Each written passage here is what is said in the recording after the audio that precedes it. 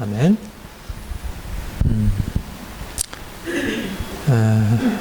우리가 요즘 세상을 바라보면요, 굉장히 많은 갈등이 곳곳에 있음을 봅니다. 우리의 인생에서 가장 중요한 게 여러 많은 관계들이잖아요. 제 가정에서 남편과 아내와의 관계, 또 부모 자녀와의 관계, 또 직장에서 상사와의 관계, 동료와의 관계, 또 교회에서 목사님과의 관계, 성도들과의 관계. 이제 우리가 수많은 관계 속에 있는데, 이제 관계가 옛날이나 지금이나 관계가 늘 어려움은 있지만, 요즘은 특별히 더 관계 부딪힘이 심한 것 같아요. 그렇죠? 이제 요즘 시대를 우리가 이제 자유주의, 개인주의, 서구의 개인주의, 자유주의의 그 영향으로 상당히 사람들이 자기 주장이 강해졌어요. 그래서 전에는 당연히 부모가 이거 하라고 하면 따라하고, 또 남편이 이거 해야 된다고 하면 따라하고, 또 사회에서 당연히 이렇게 하라 그러면 그걸 따라하는 것이 하등의 문제가 되지 않고, 그것이 그냥 정상적이고, 이제 지극히 어려서부터 부모에게 배우고, 또 학교에 들어가고, 회사 들어가서 생활하는 데 있어서 모든 사람들이 정해진 질서 아래 살아가는 것이 굉장히 당연했고, 그렇게 쉽지만은 않지만, 그래도 기본적으로 가야 할 길이 이렇게 딱 정했었는데, 요즘은 그런 어떤 일반적으로 정해진 규범에 따라 살아가는 것보다 각자 자기가 정한 길을 따라 살아가는 것이 지극히 정상적이라고 여기고, 이제 말하자면 일반적으로 정해진 것에 따라가게 되면 뭔가 문제로 여기게 되고, 그러니까 그동안은 당연히 따라가던 것에서 따라가지 않는 거예요. 전에는 엄마 아빠의 말씀에 순종하는 것이 바랐는데, 이제는 자기 주장을 하고 엄마 아빠는 또 그걸 들어야 되고, 서로 타협을 해야 되고, 또 부부간에도 당연히 남편이 얘기하는 것에 웬만하면 따라갔으면 됐는데, 지금은 거기에 대해서 갈등을 하지 않으면 안 되고 부딪힘이 너무 많게 되었습니다. 말하자면 자유라고 하는 가치가 예전과는 비교할 수 없이 가장 중요한 가치가 되면서 모두 다 자기를 주장하다 보니까 갈등이 너무 많아졌어요. 사실은 우리가 이제 서양 문물이 들어와서 자유가 강조되는 게 굉장히 좋잖아요. 자유롭게 되는 게 굉장히 좋아요. 또 어린아이도 이렇게 자기 자유를 주장하는 것에 대해서 이제 어른들조차도 그거는 참 바람직하다 하는 마음이 있어요. 그런데 이제 그냥 좋은 측면만이 아니라 모두 다 자기가 원하는 것, 자기의 자유, 자기가 생각하는 것에 충실하게 해야 된다고 보고 하니까 너무 갈등이 심한 거예요. 그래서 옛날에 없었던 그런 갈등의 심화. 그래서 요즘에는 정치적으로 너무 혼란하고, 도무지 너무 시끄럽고, 이렇게 승복 당하질 않아요. 서로 갈등이 일어나면 타협하는 게 어렵고요. 이제 그런데 우리가 하나님을 알고 우리가 주님 안에서 우리가 새로운 삶을 살아간다고 할 때, 이제 우리가 각기 자유를 주장하면서 서로 갈등하고 싸우는 이 세상 안에서 우리가 그리스도인이 되어서 이제 하나님 뜻을 따라 살아가는 게 무엇일까?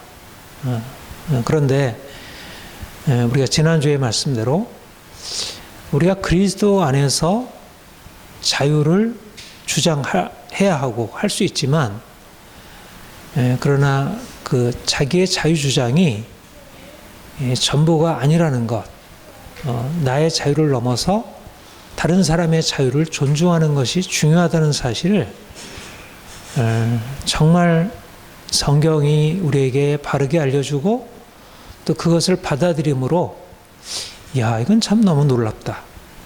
아니 2000년 전에 쓰여진 건데 어떻게 오늘날에도 이렇게 하나도 값없이 그대로 적용되어도 하등의 문제가 없는 이런 탁월한 원리가 이렇게 기록되어 있을까? 정말 놀라지 않을 수가 없어요. 여러분, 어느 사회 교과서도 이렇게 원리를 투명하게 완벽하게 기술하고 있는 데가 없어요. 제가 자유에 관한 저술들을 많이 봐요. 예를 들면 존 스튜어트 밀의 자유론, 또 에릭 프롬의 자유에서 도피, 가장 대표적인 자유에 관한 저서이거든요. 근데 이제 제가 그 글을 잘 읽고 또 아이들이랑 홈스쿨링 하면서 그걸 가지고 토론도 하고 했는데, 그러나 비할 수 없어요. 굉장히 다양하게 여러 가지 사례를 가지고 했지만 성경에서 이렇게 명확하게 자기의 자유를 주장하면서도 타인의 자유를 존중하는 원리를 이렇게 명백하게 제시하지 않았어요. 스튜어트 밀의 자유론도, 또 에릭 프롬의 자유에서 도피도 거기에 자유를 강조하지만 존중이 그만큼 충분히 강조가 안 돼요. 왜 그럴까요? 왜 자유를 강조하는데 오늘날 이 시대가 책에서도 그렇고 현실에서는 더 그렇게 존중이 안 될까? 우리가 민주주의는 자기의 자유와 남의 자유를 같이 함께 해나갈 수 있는 게 중요하잖아요. 근데 왜 그게 잘 안 될까요? 왜냐하면 우리를 넘어서 있는 권위가 없어서. 결국 내가 자유롭고 저쪽도 자유로워지는데 내 자유와 저쪽의 자유가 부딪히면 그것을 타협할 수 있는, 그거를 누가 조정할 수 있는 중간에 조정자가 없는 거예요. 그래서 오늘날 부부간의 갈등이 일어나면 이혼할 수밖에 없고 누군가 조정을 해줄 수 있는 게 아니에요. 오늘날 보수 진보의 대립이 일어나면 보수 진보의 대립을 조정할 수 있는 누구도 제3자가 존재하지 않아요. 그러니까 이 사회는 자유를 주장하면서 서로 갈등하고 싸우는 것 외에는 너무 극심한 대립과 갈등으로, 이전에는 자유를 잃어버리고 어떤 질서 아래에서 복종하는 것이 부당하게 여겨졌는데 지금은 자유 때문에 온통 사회가 찢겨지고 너무 갈등이 심화되는 것을 보게 돼요. 하나님이 없으면 자유를 주장하다가 자유를 잃어버릴 수밖에 없는 딜레마에 부딪히게 돼요. 그런데 성경은 하나님이 우리의 주가 되신다는 사실을 알 때 내가 나의 자유를 주장할 수 있고 또 내 자유를 넘어서서 상대방의 자유도 존중할 수 있게 돼요. 나와 다른 사람, 먹는 사람은 먹지 않는 사람을 비판하지 않을 수 있고 또 먹지 않는 자는 먹는 자를 비판하지 않을 수 있고 상호 존중이 가능하다는 것입니다. 오늘날 그리스도인들은 하나님이 나의 주가 되신다는 사실을 알기 때문에 내가 나의 자유를 사람들에게 빼앗기지 않을 수 있어요. 또 우리 그리스도인들은 하나님이 나의 주일 뿐만 아니라 저분의 주인이기도 하기 때문에 함부로 저 사람의 자유를 내가 간섭하지 않을 수 있어요. 그래서 자기의 자유를 제한하는 게 그렇게 힘들지 않아요. 우리가 하나님 앞에 서야 결국 자기 주장도 가능하고 자기 포기도 가능합니다. 민주주의가 가능하려면 하나님 앞에서 자기를 겸손하게 낮출 수 있는 게 있어요. 그리고 민주주의가 가능하려면 다른 사람에게도 하나님이 주신 자체의 권리, 존엄성이 있다는 것을 인정해야 돼요. 여러분,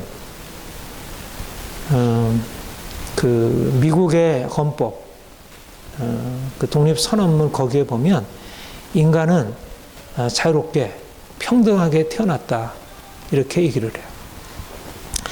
그리고 독일 헌법에 보면 인간은 모든 사람들에게 누구도 침범할 수 없는 존엄성을 가지고 있다 그렇게 얘기를 해요. 인간의 자유, 평등, 존엄성 이게 다 기독교적인 가치에서 나온 거예요. 근데 하나님이 떠나버리게 되면 오늘날 원래 기초는 하나님이 인간을 창조하셨고 하나님이 인간의 주라고 하는 사실로부터 인간의 자유하고 또 평등한 존재이고 인간이 존엄한 것을 말할 수 있었는데 지금 하나님이 없어지니까 어떻게 내 자유가 주장할 수 있는지, 어떻게 다른 사람을 존엄하게 대할 수 있는지 그 근거가 사라진 거예요. 인간이 동물인데 동물을 어떻게 존엄하게 볼 수 있겠어요? 동물로부터 진화된 존재가 어떻게 존엄할 수 있겠어요? 모순되는 것입니다. 그러니까 오늘날은 인간을 오징어 게임에서처럼 그렇게 함부로 자기의 놀이의 도구로 삼아도 하등의 문제가 되지 않는 세상이 되었어요. AI에 의해서 인간이 조종당해도 거기에 의해서 하등에 발언할 수 없어요. A와의 인간의 차이가 무엇이 있겠어요? 다 하나의 법칙에 따라 종속된 존재들입니다. 하나님을 떠나게 되면 인간의 자유, 인간의 평등 존재할 수 없는 것입니다. 나는 이 시대에 이제 자유로 인한 갈등을 보면서 크리스찬이야말로 이 시대에 구원의 빛을 전해줄 수 있는 사람들이라 그런 생각을 합니다. 제가 이제 인문학을 하고 심리학, 정신분석학 여러 이제 현대 학문들을 하면서 분명하게 깨닫게 되는 게 성경이야말로 모든 학문 중에 가장 뛰어난 학문이고 모든 진리 중에 모든 뛰어난 진리구나. 그거를 진짜 확증하지 않을 수 없어. 그래서 새로운 의미로 우리가 말씀을 좀 더 깊이 연구하고 또 말씀을 우리의 삶에 적용하는 것이 필요하다 생각이 듭니다. 우리 올해 표어가 자유 안에서 종로 타는 것인데요.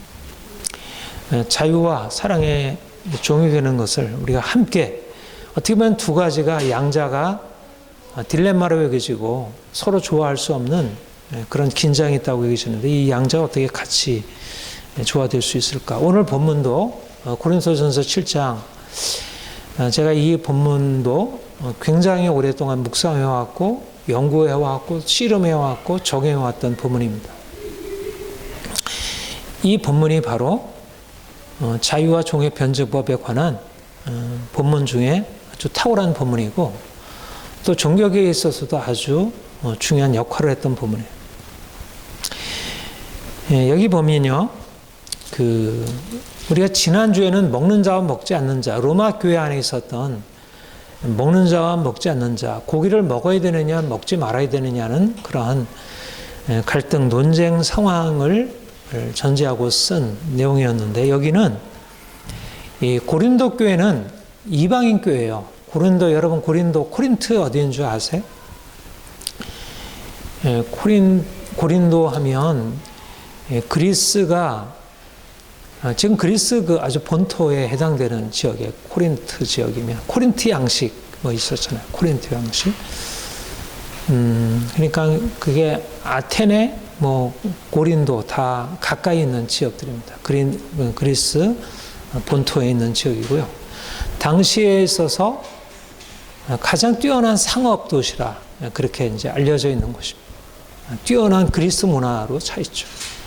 우리가 그리스 하면 무엇으로 알려져 있죠? 그리스 하면 헬라의 그 철학, 예술 아주 탁월하죠. 그러니까 지금도 서양 문화의 양대 기둥이 그리스, 로마 고전 문명과 기독교, 유대 기독교 문명, 이 양대 기둥이 헬라 문명, 히브리 문명이 이제 서양의 문명의 기초가 되었어요. 그러니까 고린도 교회는 이방인 교회, 헬라 문명에 속해 있는 이방인 교회였고, 그러니까 유대인들이 하나님을 율법에 근거해서 믿는 것과 헬라인들이 하나님을 믿는 게 같은 하나님이지만 문화적 배경이 다른 것이에요. 여러분 지금 결국 사도 바울이 율법의 행위가 아니라 오직 믿음으로 의롭다를 받는다고 할 때 거기에 무엇이 있느냐 하면 사도 바울은 이방인 선교사였어요. 그는 다소라고 하는 로마의 식민지에서 태어난 사람이고 로마의 배경 안에서 로마의 문화, 헬라의 문화에 익숙한 사람이에요. 그래서 하나님이 그를 그곳에 태어나게 하셨고 그러나 어려서부터 율법을 배웠어요. 그러니까 그야말로 이제 그 바울이야말로 이중 정체성을 가지고 있는 사람이에요. 철저하게 그는 율법을 어려서부터 받은 사람이고 자기가 할례자라고 하는 아주 뚜렷한 생각을 가지고 있었고 그리고 가말리엘이라고 하는 아주 율법의 대학자, 당시의 최고 스승, 지금으로 말하자면 하버드 대학이라고 할 수 있는 유대교로 말하자면 그러한 가말리엘 문화에서 율법을 배운 사람이에요. 그러니까 최고 학부를 나온 사람이죠. 유대교에 있어서. 그러나 다소라고 있는 이 로마의 제국의 식민지이면서 로마 문화가 장악하고 거기서 로마 시민권을 가지고 있었어요. 그러니까는 굉장히 사도 바울은 특이한 사람이에요. 유대교에 있어서도 가장 탁월한 탑 클래스이고 로마 시민권이면 그가 잡혔을 때 그런 얘기를 해요. 자기가 지금 그 천부장이 로마 이제 그 사도 바울로 인해서 소요가 일어나서 그를 잡았더니 나는 로마의 시민권을 가지고 있다 그랬더니 어떻게 당신이 로마 시민이냐? 나는 로마 시민권을 샀는데 돈을 주고 샀는데 나는 날 때부터 로마 시민이다 이렇게 해요. 그러니까 이미 그는 당시에 사회적으로 볼 때도 이 로마 제국 속에서 로마 시민이니까 얼마나 탁월한 이제 이런 권력을 가지고 있는 사람. 그런데 그가 하나님의 부르심을 받아가지고 이제 이방의 선교사가 된 것입니다. 그러니까 그는 예수 그리스도의 복음을 이방인에게 선교하기 위해서 하나님이 특별히 그에게 유대교에 대해서도 철저하게 하셨고 또 당시에 이방의 문화, 로마, 그리스 문화에도 다 두루두루 섭렵하게 했어요. 근데 이제 문제는 뭐였냐면 우리가 지난주에도 또 저지난주에도 우리가 살폈듯이 당시에 예수 그리스도께서 십자가에 죽으시고 부활 승천하신 후에 예수 그리스도께서 하나님의 아들이시고 그가 그리스도라는 사실을 유대인들이 믿는데도 어려움이 있었지만 특별히 이방인들이 이제 그 예수 그리스도를 믿고 이제 그 그리스도 복음의 교회 공동체 안으로 들어오는 데 있어서 문제가 되기 시작했어요. 무엇이 문제냐면 그들 자체는 문제가 아니었어요. 근데 문제는 뭐냐면 이전에 유대교의 기독교 뿌리가 된 유대교 전통과 결국 이방인들이 가지고 있는 이방 문화 사이에 갈등이 일어나기 시작한 거예요. 말하자면 유대교는 철저히 율법의 아래서 여러 가지 많은 규칙들, 규범들을 가지고 있었고 할례를 지켜야 했고 이것을 먹지 않는 것을 구별해야 했고 안식일을 지켜야 했고 그러니까 철저하게 거룩한 것과 거룩하지 않은 것, 해야 할 것과 하지 않아야 할 것들을 율법적으로 정해져 있었는데 이방인들에게 있어서는 그런 것이 전혀 없었거든요. 그러니까 당시 사람들이 하나님을 믿는다는 것은 당연히 유대인들이 지키던 것을 따라야 한다는 생각을 가지고 있으니까 그러니까 이방인들도 이제는 하나님을 믿게 되었으니까 유대인들이 그동안 믿던 하나님의 말씀에 따라서 할례를 받아야 하고 음식도 구별해야 되고 안식일도 지켜야 한다는 그런 압박을 받게 된 거죠.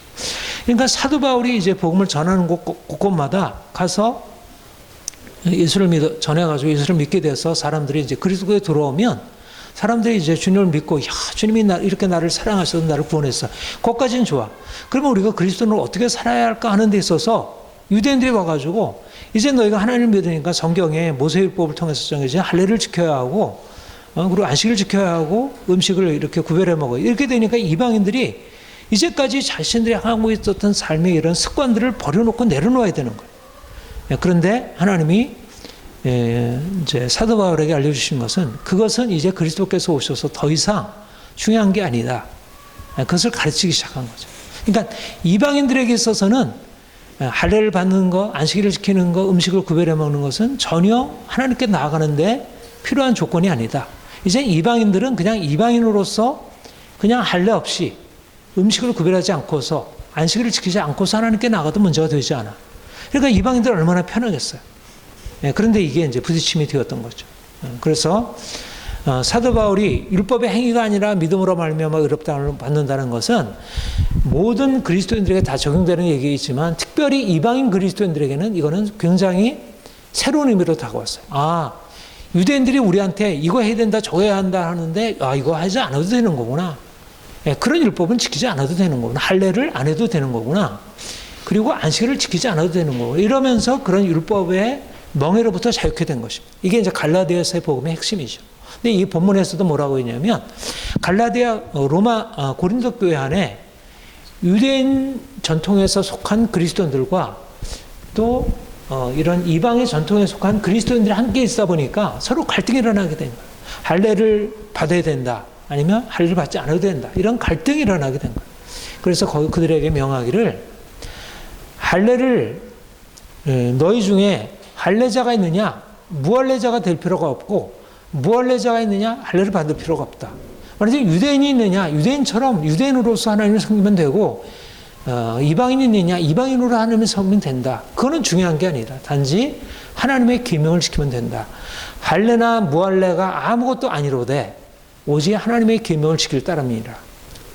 할례나 무할례가 아무것도 아니로되 우리 갈라디아 5장에서도 할례나 무할례가 아무 효력이 없으되 사랑으로 역사하는 믿음뿐이니라 이렇게 말씀했고 할례나 무할례가 아무것도 아니로되 이게 이제 사도 바울이 가는 곳곳마다 전해준 복음이었어요. 할례나 무할례를 가지고서 하나님께 나아갈 필요가 없다. 그것은 하나님께 나아가는데 전혀 조건이 되지 못한다. 오히려 그걸 가지고 해야 된다고 말하면 그것이야말로 하나님께 나아가는 길을 막아서는 육체를 자랑하고 신뢰하는 것이다. 사도 바울도 처음에는 할례가 전부라고 생각했어요. 그런데 그가 그리스도를 만난 이후에 그가 신뢰하던 육체에 그가 할례를 받았고 8일 만에 할례를 받았고 그가 율법을 따라서 살았던 그 모든 그의 이전의 삶이 결국 하나님을 위한 것이라고 생각했지만 그거는 자기 육체에 속한 것이라는 사실을 알게 되고 내가 이전에 신뢰하던 육체에 속한 것을 이제 내려놓고 더 이상 그것을 자랑하지 않는다. 사도 바울이 주님 만난 뒤에 깨닫게 된 것은 육체의 신뢰를 내려놓는 것, 더 이상 육체를 자랑하지 않는 것, 그것을 배설물로 여기는 것. 이게 사도 바울이 주님 만난 뒤에 깨닫게 된 새로운 깨달음이었어요. 육체를 신뢰하지 않는다. 이게 예수를 만난 사람들이 가지고 있는 공통적인 고백이에요. 근데 육체가 다 달라요. 유대인들의 육체는 뭐였냐면 할례, 그리고 안식일 이런 것이 육체예요. 그것이 그들이 붙들고 있는 자랑거리였고 그걸 가지고 자기의 특권들을 내세웠던 거예요. 그걸 가지고 다른 사람을 경멸하고 판단했고. 그러면 헬라인들의 육체는 뭘까? 지혜인 거예요. 지혜. 철학적인 지혜. 그들이 가지고 있는 소크라테스의 지혜, 플라톤의 지혜, 아리스토텔레스의 지혜, 에피쿠로스의 지혜, 스토아의 지혜 이런 것이 그들의 자랑이었어요. 그래서 그걸 가지고 다른 사람을 야만인이라 그랬어요. 헬라인이 스스로 자기를 지혜자 또 바깥에 있는 사람을 야만인이라 그렇게 자기 민족과 그들을 구분했어요. 마치 이스라엘 백성들이 자기는 하나님의 특별한 선민, 저들은 이방인 이렇게 하듯이 헬라인도 마찬가지로 스스로 그래요. 요즘도 마찬가지잖아요. 백인들이 스스로 자기들을 선진국 그렇게 생각하고 다른 사람들은 그 하대화하고 모든 어느 나라든 어느 민족이든 스스로 자랑하는 것들이 있어요. 그게 바로 육체라는 거예요. 육체를 신뢰하고 자랑했다는 거예요. 고린도 교회 안에서도 그런 육체를 신뢰할 만한 것들을 가지고 있는 사람들이 있었는데 고린도 교회는 다행히도 그런 육체를 신뢰할 만한 것이 많지 않았어요. 그래서 너희 중에 육체를 따라 지혜 있는 자가 많지 않냐고 능한 자가 많지 않냐고 문벌 좋은 자가 많지 않냐고. 그런데 중요한 사실은 뭐냐면 우리가 주님을 만나게 된 이후부터 육체를 자랑하던 사람이 더 이상 육체를 자랑하지 않게 되고 자기가 유대인의 신분이라는 사실 그를 자랑하던 사람이 더 이상 자랑하지 않게 되고 헬라인으로서 자기가 지혜라는 자를 사랑하는 사람이 더 이상 자랑하지 않게 되는 것. 말하자면 자기의 자랑이 내려지고 이제 자랑은 무엇이요? 이제 오직 예수 그리스도 그분을 자랑하게 된다. 이게 놀라운 변화라는 것입니다. 여러분 우리가 주님을 만나서 어떻게 이제 우리 자신이 자유롭고 더 다른 사람을 자유롭게 할 수 있어? 바로 육체의 자랑이 깨어지는 거예요. 할례 받는 것도 아무것도 아니고 할례 받지 아니하는 것도 아무것도 아니로되라고 하는 사실을 깨닫게 될 때 자기가 이제까지 자랑하던 할례에 대해서 내려놓고 이방인들에 대해서 존중하고 받아들일 수 있게 돼요. 그리고 내가 가지고 있는 지혜는 하나의 육체에 속한 것이구나. 이거는 자랑거리가 아니네. 이건 지나갈 것이네. 그렇게 생각하면 내가 지혜자를 할지라도 공부를 많이 했고 뛰어난 지혜를 가지고 있다 하더라도 공부를 못한 다른 사람에 대해서 차별하지 않을 수 있어요. 왜냐하면 지나가는 거니까. 그건 중요한 게 아니니까. 나니까 돈이 많아. 내가 돈이 많아가지고 세상에서 보면, 야, 당신 돈이 많아서, 그래서 사람들이 다 떠받들여주고, 돈 많은 사람이 요즘 가장 칭찬을 받잖아요. 뭐, 돈 많은 사람 어디 가든지 다 인정받잖아요. 최고잖아. 그런데 주님 앞에 가면 어떨까요? 그건 육체의 자랑이에요. 그것을 자랑했다는 주님 앞에서, 그건 아무것도 아니야. 왜 그런 걸 자랑해? 오히려 책망을 받아. 이게 말하자면, 육체를 자랑하던 사람이 육체를 내려놓고 이제 주님 앞에 나아가서 자신을 겸손하게 하니까 다른 사람을 존중하게 되고, 다른 사람이 육체를 자랑하는데, 야, 돈이 많다고 자랑하고 권력이 많다고 자랑하고 이 세상에서 어떤 것을 자랑해도 막 자랑하는데, 내가 육체를 근거해서 살다 하게 되면 내가 내 자신이 초라해 보여. 저 사람 저렇게 돈이 많아서 성공했다고 하는데 나는 도대체 뭐야? 난 돈도 없고 나는 되는 게 없잖아. 이러면 내 자신이 초라해. 그러니까 부끄럽고 열등감에 사로잡혀. 우리 그렇잖아요. 옆에 있는 친구가 막 이제 잘 나가가지고 뭐 집 샀다 그래, 뭐 차 샀다 그래, 뭐 남편이 성공해가지고 자기한테 뭐 명품 사줬다 그러면 비교돼가지고, 야, 다시는 이런 친구 안 만날래. 내 친구는 뭐야? 우리 남편은 뭐야? 뭐 이렇게 되잖아요. 그러니까 육체의 자랑이 결국은 인생을 장악하고 살아가요. 사람들은 육체를 따라서 자랑하고 이것저것 자랑해요. 유대인들은 할례를 자랑하고 헬라인들은 지혜를 자랑하고, 요즘 사람들은 돈을 자랑하고 지혜를 자랑하고, 엄마는 자식들이 성공했다 자랑하고, 남편이 이렇게 승진했다 자랑하고, 이쁜 거 자랑하고, 뭐 자랑할 게 얼마나 많아요. 또 이게 다 우리의 또 상대적으로 생각하면 다 열등감의 요인들이잖아요. 그런데 주님을 만나고 나면 이게 자랑거리가 아닌 거예요. 내가 이전에 자랑거리가 아니고, 이전에 내가 부끄러웠던 것이 더 이상 부끄럽지 않게 되는 거예요. 근데 그게 되나요? 그게 잘 안 돼요. 목사도 잘 안 돼요, 목사도. 장로님도 안 돼요, 권사님도 안 돼요. 다른 사람이 들으면 자꾸 셈이 나고 질투가 나고 화가 나고, 왜 나는 이럴까? 왜 엄마는 이럴까? 왜 아빠는 이래? 왜 남편은 이래? 이렇게 우리 마음에 드는 거죠. 그게 말하자면 서로 차별하고 서로 갈등하게 되는 얘기예요. 왜 이렇게 싸워요? 다 이러한 육체 때문에 그래요.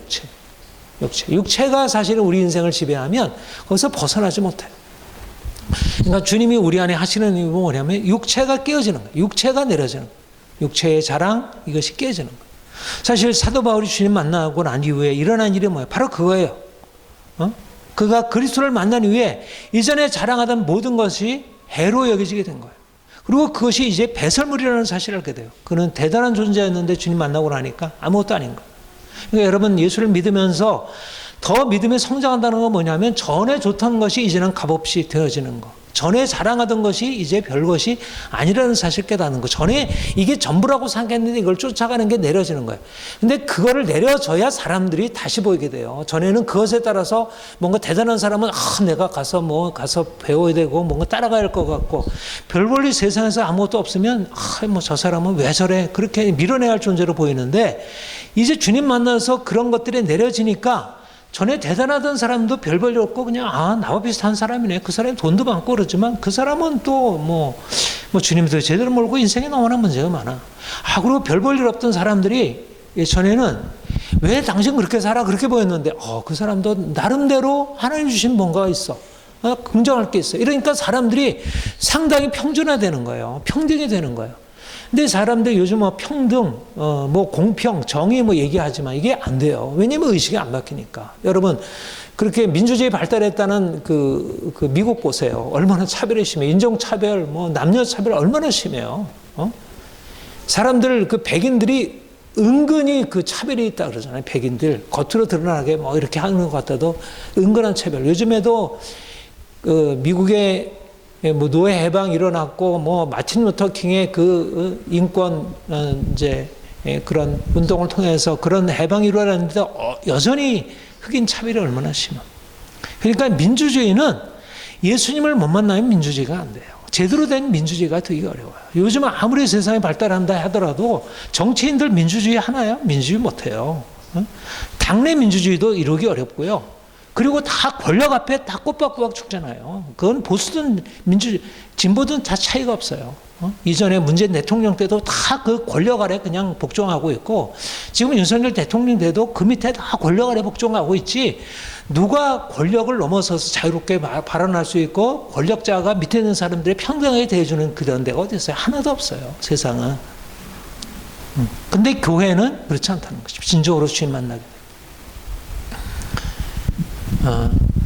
헬라인이나 할례자나 무할례자가 아무것도 아니로되. 이게 중요해요. 그리고 나서 이제 주님 안에서 가장 중요한 것을 새롭게 발견하는 것입니다. 할례나 무할례자가 아무것도 아닌 것은 무엇 때문에 그렇게 되었을까요? 그냥 아무것도 아니라고 선언하는 걸까요? 그렇지 않은 거예요. 할례와 무할례를 아무것도 아닌 것으로 만들게 하는 무엇인가가 새로운 게 나타났어요. 그게 뭐냐면 하나님의 영광이에요. 예수 그리스도 안에 나타난 놀라운 영광. 이전에 대단했던 것이 대단하게 보이지 않게 만드는 놀라운 빛이 나타납니다. 이전에는 촛불, 이전에는 형광등이 대단했는데 태양이 뜨고 나니까 그 모든 것이 아무것도 아닌 거예요. 이제 태양이신 예수님께서 이 땅에 오셔서 그 부활의 영광으로 나타내시니까 그 부활의 영광을 보고 난 이후에 이전에 자랑하던 것이 아무것도 아닌 것으로 떨어져 버린 것입니다. 이게 사도 바울의 경험이에요. 다메섹의 경험이에요. 그러니까 어떻게 내가 내 자신을 자유롭게 될 수 있고 어떻게 다른 사람을 자유롭게 할 수 있을까? 예수 그리스도를 만나는 것입니다. 그게 핵심이에요. 이전에 좋던 거 이제는 값없다가 되려면 어떻게 되냐면 예수 그리스도께서 내 삶의 중심으로 들어오셔요. 그래서 그분이 가장 귀한 분이 되어요. 그러면 이전에 좋던 것이 이제 값없게 되고 이전에 자랑하던 것이 부끄럽게 되고 이전에 내가 부끄러워하던 것이 더 이상 부끄러운 것이 아닌 것으로 돼요. 또한 이 모든 것을 해로 여기면 내 주 예수 그리스도를 아는 지식이 가장 고상함을 인함이라. 내가 그를 위하여 모든 것을 잃어버리고 배설물로 여기면 그리스도를 얻고 그 안에서 발견되려 함이니. 이게 사도 바울의 경험이었어요. 할례가 아무것도 아니다. 지혜가 아무것도 아니다. 돈이 아무것도 아니다가 되려면 예수 그리스도께서 내 삶의 중심에 들어오셔서 내 삶을 비추셔야 돼요. 그래서 그분 앞에서 내가 이제까지 추구하고 자랑하던 것이 어떤 것인지를 새롭게 발견해야 돼요. 아무리 오래 예수를 믿었어도 예수 그리스도께서 가장 귀한 분임을 깨닫지 못하면 내가 이전에 붙들고 있던 것들을 내려놓을 수가 없어요. 그래서 수많은 목사님들이 그렇게 주님을 전하고 나서도 결국 돈을 쫓아가요. 권력을 쫓아가요. 여러분 부끄럽게도 총회에서 총회장 달라고 돈 쓰고 사람들을 로비하고 얼마나 부끄러운 일이에요. 세상에서도 부끄러운 일인데 목사님들이 주님 만났다고 하는 목사님들, 성도들에게 예수 그리스도를 전해줄 목사님들이 돈과 권력에 매여서 살아가는 걸 보면 너무나 정말 어처구니 없는 일이죠. 왜 그래요? 주님 만나지 못해서 그래요. 한마디로 말하면 주님을 제대로 만나지 못해서 그래요. 목사가 되든 신학 박사가 되든 상관없어요. 아무리 어린아이라도 주님을 만나고 나면 세상 앞에서도 담대해질 수 있어요. 여러분 인생은 내가 무엇을 가지고 있는 육체가 어떠냐가 아니라 내가 주님 만났느냐 못 만났느냐의 문제예요. 주님 만나고 나면 인생이 담대해지고 인생이 자유로워져요. 그래서 좀 더 주님 앞에 나가서 주님 내가 정말 주님을 제대로 알기를 원합니다. 주님 나에게 오셔서 나에게 주님을 알려주세요. 그래서 내가 이렇게 염려하고 근심하고 걱정하던 것, 내가 이제까지 붙들고 있는 모든 것에서 나를 자유롭게 해주세요. 그러나 나에게는 우리 주 예수 그리스도의 십자가 외에는 결코 자랑할 것이 없느니 그리스도로 말미암아 세상이 나를 대하여 십자가에 못 박히고 내가 세상에 대하여 그러하니라. 할례나 무할례고 아무것도 아니로되 오직 새로 지으심을 받은 자뿐이니라. 예수 그리스도의 십자가 외에는 자랑할 것이 그 십자가로 말미암아 내 인생이 바뀌어지고 십자가로 말미암아 내가 하나님의 생명 가운데 들어가게 돼요. 이것보다 귀한 게 없어요.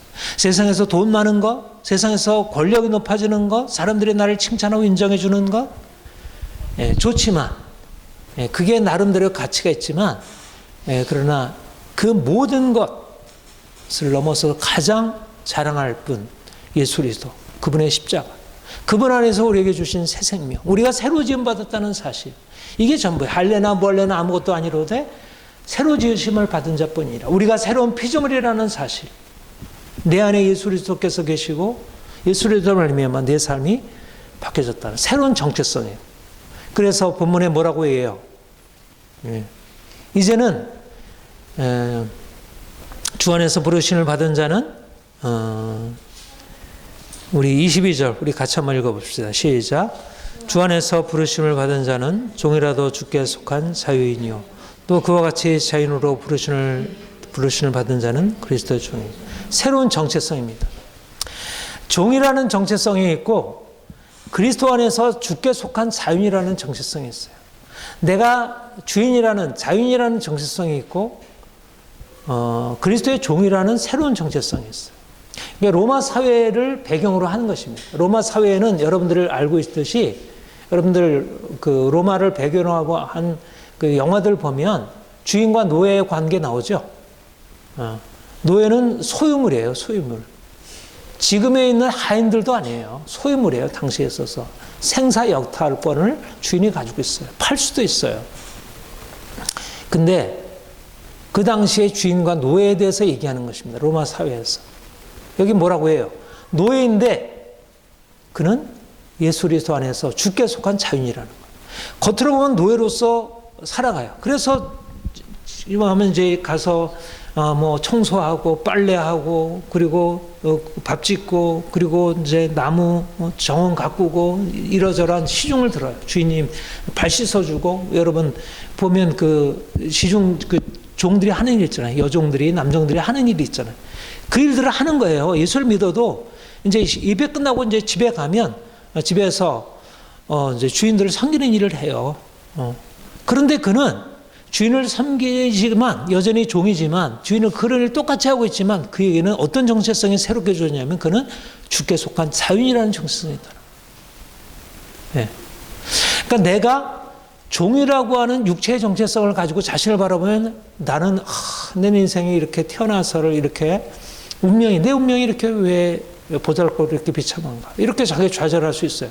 주인은 마음 내고 먹고 마시고 뭐 자기가 뭐 눕고 그냥 하는데 종이로서 그냥 종이를 일을 하고 때때로 뭐 말도 안 되는 그런 걸 당해야 돼요. 근데 비참할 수 있어요. 그런데 그 안에는 주께 속한 자유인이라는 정체성이 있다. 그러니까 내가 육체로서 종이라는 것을 가지고 자신을 살아가게 되면 얼마나 인생이 보잘것없어요. 그리고 주인이 얼마나 대단해요. 그런데 내가 주께 속한 자유인이라는 새로운 정체성을 살아가면 주인이 가지고 있는 주인이라는 정체성이 별 문제가 아닌 거예요. 그거는 나에게 있어서 별로 그렇게 큰 의미가 아닌 거예요. 나는 이미 하늘 아버지의 아들인 거예요. 나는 주인의 종이 아니고 자유인이라고 하는 나는 이미 왕 같은 지장이고 하나님이 나를 이렇게 높이 세우신 그러한 존재라는 것입니다. 또 마찬가지로 주인도 밑에 있는 하인을 부리고 막 하죠. 뭐 이거 청소 왜 이렇게 했어? 이렇게 하지만 그에게는 뭐가 있냐면 자기는 예수 그리스도께서 자기를 판단하시는 자기의 주인이라는 사실을 알고 있는. 그는 자기가 최고가 아니고 자기의 주인은 따로 있다는 거예요. 하늘 아버지가 있고 하늘 주님이 계시다는 거예요. 그는 함부로 못하는 거예요. 그리스도의 종으로 살아가는 거예요. 이게 말하자면 새로운 정체성이에요. 할래나 뭐 할래나 아무것도 아니에요. 내가 종이나 자유인이라는 거 아무것도 아니에요. 중요한 건 뭐냐면 내가 그리스도의 종이고 내가 주께 속한 자유인이라는 게 중요하지.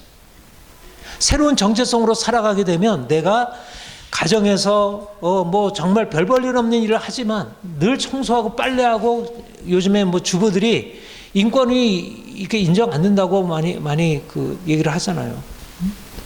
그런 일을 하더라도 그리고 사회에 가서 정말 저 청소하고 그냥 밑바닥에서 파출부하고 이런 일을 한다 하더라도 그게 별 볼 일 없지 않다는 거예요.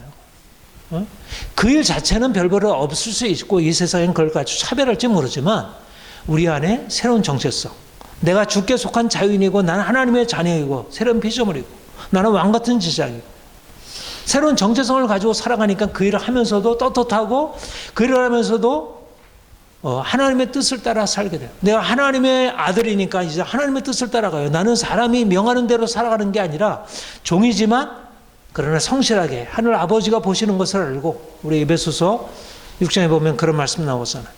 종이지만 상전에게 대할 때 주인에게 대할 때 어떠한 다른 종들보다 훨씬 더 성실하게 잘 감당하는 거예요.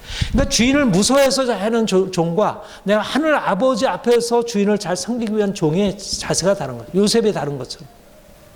이게 말하자면 새로운 정체성으로 우리가 살아가는 삶의 방식이에요. 세상 사람들과 근본적으로 다른 거지. 따라서 이렇게 종이면서도 주께 속한 자유로 살아가게 될 때 세상에서 별 볼 없는 존재이지만 그러나 이미 내 안에 예수 그리스도께서 계심으로 말미암아 나는 하늘 아버지의 아들로서 살아가는 그 사람들의 경우에 삶의 방식이 다르다. 할래나 무할래가 아무것도 아니로되 오직 하나님의 계명을 지킬 따름이니라. 하나님의 계명을 지키고 살아가는 거예요. 내가 종이나 주인으로 정체성을 설명하면 내가 주인은 함부로 막 하면서 이제 그 억압하고 막 요즘에 말하면 갑질을 하잖아요. 요즘엔 다 위에 있는 사람들이 밑에 있는 사람 갑질하잖아요. 주인이면 다 갑질해요. 하나님의 계명을 지키지 않는 거예요. 종은 어때요? 주인 볼 때는 잘하다가 주인 안 보면 또 밑에서 뭐 다 놀고 뭐 게으름 피고 뭐 그러니까 자기 마음대로 하는 거예요. 그것도 하나님의 계명을 지키지 않는 거예요. 세상의 종이나 주인들은 다 그렇게 살아가요. 근데 내가 종이든 주인이든 필요한 것은 뭐냐면 하나님의 계명을 지키는 거예요. 하나님의 계명을 지키는 것은 어때요? 주인으로서 어떻게 해야 돼요? 함부로 대해야 되나? 종이라고 해서 그냥 막 함부로 시키고 그냥 종이 힘든데도 뼈 빠지게 일하고 나서도 더 시키고 그렇게 하나요? 그러지 않는 거예요. 종도 그도 인권을 존중하는 거예요. 종의 인권도 존중하는 거예요. 진정한 주님을 믿고 있는 주인이라고 하면 로마의 주인이라고 하더라도 예수를 믿고 나면 달라지는 거예요. 종도 이전에는 주인이 무서워서 했는데 이제는 주인이 무서워서가 아니라 성실하게 하나님 바라보고 잘하는 거예요. 그러니까 하나님의 계명을 지키니까 얼마나 주인이나 종이나 얼마나 나이스하게 돼요. 그러니까 훨씬 더 좋아지는 거지. 여러분 그리스도인이 세상에 살아가는 방식이에요. 세상 속에서 다른 사람들과 비슷한 일을 하고 있지만 그러나 전혀 다른 스피릿을 가지고 하는 것입니다.